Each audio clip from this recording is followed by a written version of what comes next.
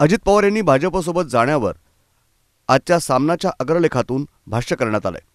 आधी भाजपनं गंभीर आरोप केले, नंतर लगेच अजित पवारांना महायुतीत घेतलं। यावरून संजय राऊतांनी घणाघात केलाय। हा तर नाहक बदनामीचा प्रकार आहे। त्यामुळे सुनेत्रा पवार यांनी देवेंद्र फडणवीसांवर अब्रू नुकसानीचा खटला चालवायला हवा असं सामनात म्हणण्यात आलंय।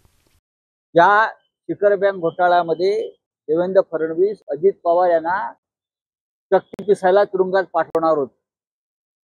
साधारण 40,000 कोटीचा घोटाळा केला अजित पवारांनी, असं देवेंद्र फडणवीस आणि भाजपचं म्हणणं आहे, आमचं नाही। आणि त्या बदल्यात त्यांना तुरुंगात पाठवायचं ठरलं होतं। कोणत्या कोठडीत ठेवणार नवाब मलिक यांच्या बाजूला हे सुद्धा फडणवीस सांगत होते। मग आता काय झालं? एक तर पुरावे कुठे आहेत? देवेंद्र फडणवीस आणि पुरावे गिळले का? गिळून ढेकर दिले का पुरावे? असे पुरावे नष्ट करणं एखाद्या गुन्ह्याचे, ते वकील आहेत फडणवीस, पुरावे नष्ट करणे हा सुद्धा अपराध आहे आणि त्याबद्दल फडणवीसांवरती गुन्हा दाखल व्हायला पाहिजे। आणि फडणवीसांनी आरोप केले होते अजित पवारांवर, तुरुंगात टाकण्याची भाषा केली आणि त्यानुसार गुन्हे दाखल झाले। आणि आता तुमचं गृह मंत्रालय त्याला क्लीन चिट देत आहे। माझं श्रीमती सुनेत्रा अजित पवार यांना आव्हान आहे, त्यांनी आपल्या नवऱ्याची जी बदनामी झाली त्याबद्दल देवेंद्र फडणवीस यांच्यावर अब्रू नुकसानीचा खटला दाखल केला पाहिजे।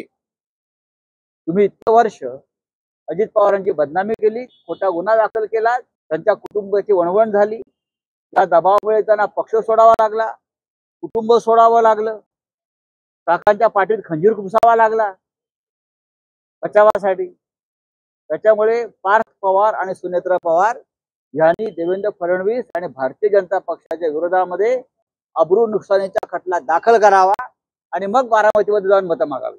भाजपच्या मांडीवर या शीर्षकाखाली आजचा सामनाचा अग्रलेख प्रसिद्ध झालाय। आजच्या सामनाच्या अग्रलेखातून भाजपच्या भूमिकेवर जोरदार टीका करण्यात आली आहे। भ्रष्टाचारी मंडळींवर आधी आरोप करायचे आणि मग निर्लज्जपणे त्यांना मांडीवर घेऊन बसायचं। गेल्या 10 वर्षात जेवढे घोटाळे झाले ते गेल्या 70 ते 75 वर्षात झाले नसतील। गेल्या 10 वर्षात खोटेपणाचे जेवढे उंच डोंगर उभे केले त्यामध्ये हिमालयाचीही उंची तोकडी पडेल। हर्षवर्धन पाटील, हसन मुश्रीफ यांच्याप्रमाणे आता अजित पवारांनाही शांत झोप लागायला सुरुवात होईल। राज्य बँक घोटाळ्यामुळे अजित पवारांना नाहक मनस्ताप झाला, त्यांना कुटुंब पक्षाचा त्याग करावा लागला, बदनामी झाली ती वेगळीच। सुनेत्रा पवार फडणवीसांवर बदनामीचा खटलाच दाखल करा। ब्युरो रिपोर्ट, न्यूज डेस्क, महानगराची लाईफलाईन, मेट्रो न्यूज, मुंबई।